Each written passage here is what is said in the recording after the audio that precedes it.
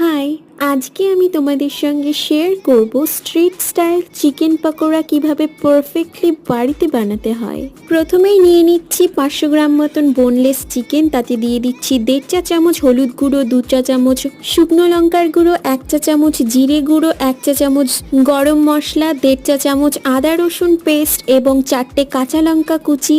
দিয়ে দিচ্ছি 1.5 চা চামচ নুন, 3 চা চামচ পাতিলেবুর রস, 3 চা চামচ কসুরি মেথি এবং সামান্য কিছুটা তেল। সবকিছু ভালোভাবে মেখে নেব এবং 60 মিনিটের জন্য আলাদা করে রেখে দেব।